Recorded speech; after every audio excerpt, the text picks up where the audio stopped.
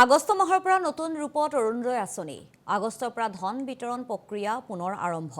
আগষ্টত আৰম্ভ হ'ব বন্ধ হৈ থকা ৰেচন বিতৰণ হিতাধিকাৰীক প্ৰদান কৰা হ'ব দাইল চেনি নিমখ আৰু চাউল লগতে অব্যাহত থাকিব বিধৱা পেঞ্চন আৰু বৃদ্ধ পেঞ্চন কৃষকক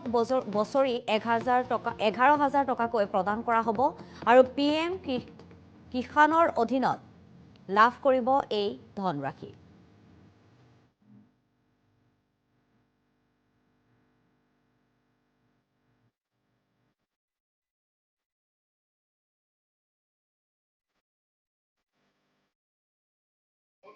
আমাৰ ৰাজ্যখনৰ আটাইতকৈ বৃহৎ সামাজিক সাহায্য আঁচনি আৰু ই হৈছে অসমৰ আটাইতকৈ বেছি স্বীকৃতিপ্ৰাপ্ত কল্যাণমূলক পদক্ষেপসমূহৰ ভিতৰত অন্যতম পূৰ্বৰ পৰ্যায়সমূহৰ পৰা আমি লাখ লাখ মহিলা নেতৃত্বাধীন পৰিয়ালক প্ৰত্যক্ষ মাহেকীয়া সাহায্য আগবঢ়াই অহা অৰুণোদয় আঁচনিয়ে এতিয়া সমগ্ৰ ৰাজ্যখনত প্ৰায় 40 লাখ পৰিয়ালৰ ওচৰ চাপিবলৈ সক্ষম হৈছে ই পৰিয়ালসমূহৰ পৰিচয়ৰ প্ৰতীক আৰু সৰ্বাংগীন কল্যাণৰ প্ৰতি আমাৰ চৰকাৰৰ প্ৰতিশ্ৰুতিবদ্ধতাৰ চিন হৈ পৰিছে আগষ্ট মাহৰ পৰা অৰুণোদয়ৰ অধীনত ধন বিতৰণ পুনৰ আৰম্ভ হ'ব একে সময়তে ইয়াৰ লাভালাভ আটাইতকৈ যোগ্য পৰিয়ালসমূহে লাভ কৰাটো নিশ্চিত কৰিবলৈ আমাৰ চৰকাৰে যোগ্য হিতাধিকাৰীৰ অন্তৰ্ভুক্তি কৰা আৰু অযোগ্য হিতাধিকাৰীক বাদ দিয়াৰ লেখীয়া স্বচ্ছ আৰু নিৰন্তৰ প্ৰক্ৰিয়াৰ জৰিয়তে এই আঁচনিখন শক্তিশালী কৰি ৰাখিব আমি অৰুণোদয় প্লাছৰ জৰিয়তে শ্বহীদ কুশল কোঁৱৰ সাৰ্বজনীন বৃদ্ধ পেঞ্চনৰ ধন আৰু বিধৱা পেঞ্চনৰ আঁচনিৰ প্ৰদানৰ কাম অব্যাহত ৰাখিম অধ্যক্ষ মহোদয় আমাৰ চৰকাৰে আগষ্ট মাহৰ পৰা ৰাষ্ট্ৰীয় খাদ্য সুৰক্ষা আইনৰ ৰেচন কাৰ্ডধাৰীসকললৈকে ৰেহাই মূল্যত মচুৰ দাইল আৰু চেনি যোগান ধৰাৰ কাম আৰম্ভ কৰিব পশ্চিম এছিয়া সংকটৰ বাবে এই অত্যাৱশ্যকীয় সামগ্ৰীৰ মূল্য বৃদ্ধি পোৱা হেতু ৰাজসাহায্যৰ পৰিমাণ পৰিৱৰ্তনশীল হ'ব আৰু ই বজাৰ মূল্যৰ সৈতে সংযোজিত হৈ থাকিব আমি সঠিক সময়ত সৰিয়হ তেলকো এই সামগ্ৰীৰ তালিকাত অন্তৰ্ভুক্ত কৰাৰ সম্ভাৱনীয়তা সম্পৰ্কে পৰীক্ষা কৰি চাম সৰিয়হ তেলৰ ক্ষেত্ৰত আমাৰ চৰকাৰৰ অগ্ৰাধিকাৰ হ'ব স্থানীয়ভাৱে উৎপাদিত সৰিয়হ তেলৰ প্ৰচাৰ আৰু প্ৰসাৰ ঘটোৱা আৰু আমাৰ অন্নদাতাসকলক সহায় কৰা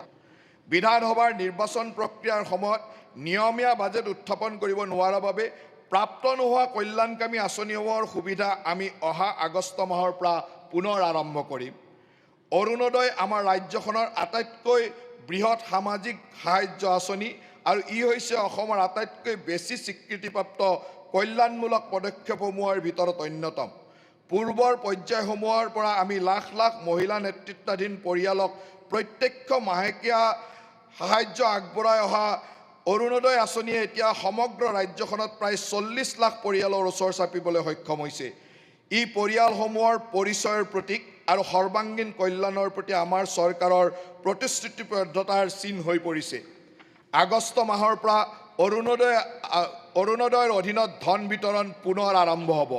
একে সময়তে ইয়াৰ লাভালাভ আটাইতকৈ যোগ্য পৰিয়ালসমূহে লাভ কৰাটো নিশ্চিত কৰিবলৈ আমাৰ চৰকাৰে যোগ্য হিতাধিকাৰীৰ অন্তৰ্ভুক্তি কৰা আৰু অযোগ্য হিতাধিকাৰীক বাদ দিয়াৰ লেখীয়া স্বচ্ছ আৰু নিৰন্তৰ প্ৰক্ৰিয়াৰ জৰিয়তে এই আঁচনিখন শক্তিশালী কৰি ৰাখিব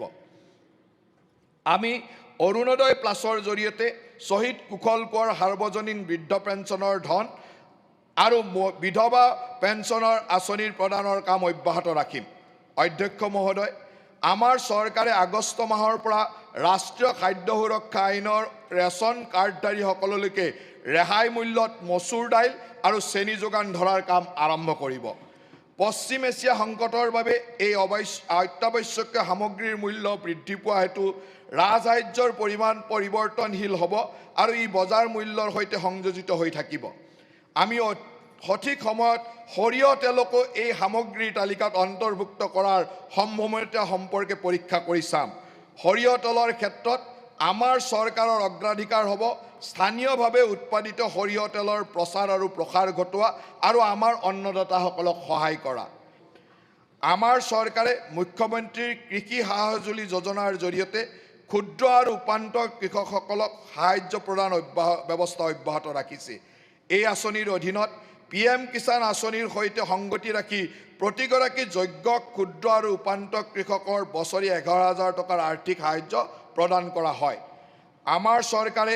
এক সম্প্ৰসাৰিত ক্ৰয় কাৰ্যসূচীৰ জৰিয়তে কৃষকসকলক যথোচিত মূল্য সুনিশ্চিত কৰিছে। 2025-26 বৰ্ষৰ ন্যূনতম সমৰ্থন মূল্যৰ উপৰিও অতিৰিক্ত ৰাজ্যিক প্ৰেৰণামূলক ৰাজহ সাহায্যৰ জৰিয়তে কৃষকসকলৰ পৰা 8 লাখ মেট্ৰিক টনতকৈ অধিক ধান ক্ৰয় কৰা হৈছিল। আমি ধান আৰু মাকৈৰ ক্ষেত্ৰত প্ৰতি কুইণ্টলত 200 টকা আৰু সৰিয়হৰ ক্ষেত্ৰত প্ৰতি কুইণ্টলত 300 টকাকৈ অতিৰিক্ত ৰাজ্য সাহায্য অব্যাহত ৰাখিম। আমাৰ চৰকাৰে গেপ ছাপোৰ্ট স্কিমৰ জৰিয়তে প্ৰতি লিটাৰ গাখীৰত 5 টকাকৈ সাহায্য প্ৰদান কৰি দুগ্ধপালকসকলক সহায় আগবঢ়োৱাটো অব্যাহত ৰাখিব। ইয়াৰ ফলত প্ৰতি মাহে প্ৰায় 25,000 দুগ্ধপালক উপকৃত হয়। এই আঁচনি ৰূপায়ণৰ ফলস্বৰূপে সংগঠিত খণ্ডৰ দ্বাৰা দুগ্ধ ক্ৰয়ৰ পৰিমাণ প্ৰতিদিনে 97,554 লিটাৰৰ পৰা 1,43,035 লিটাৰলৈ বৃদ্ধি পাইছে। এই বৃদ্ধিৰ হাৰ হৈছে 47%। নিযুক্তিৰ নতুন দিগন্ত, অতিৰিক্ত 2 লাখ নিযুক্তিৰ লক্ষ্য। অধ্যক্ষ মহোদয়, আমাৰ চৰকাৰে 1 লাখ নিযুক্তিৰ প্ৰতিশ্ৰুতি দিছিল আৰু আমি সেই প্ৰতিশ্ৰুতি ইতিমধ্যে অতিক্ৰম কৰি বিগত 5 বছৰত 1,64,000তকৈ অধিক চৰকাৰী চাকৰি প্ৰদান কৰিছোঁ।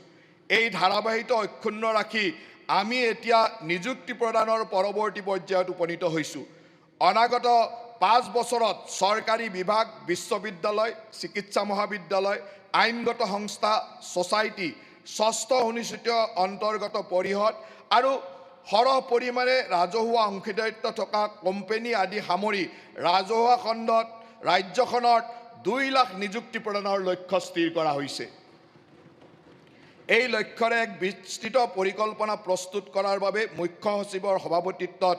এক বিশেষ টাস্ক ফ'ৰ্চ গঠন কৰা হৈছে। প্ৰাথমিক পৰ্যায়ত আৰু অধিক খালী পদ সৃষ্টিৰ লক্ষ্যৰে গ্ৰহণ কৰা এই পদক্ষেপে বৰ্তমান কৰ্মচাৰীসকলক সময়মতে পদোন্নতি দিয়াত সহায় কৰিব।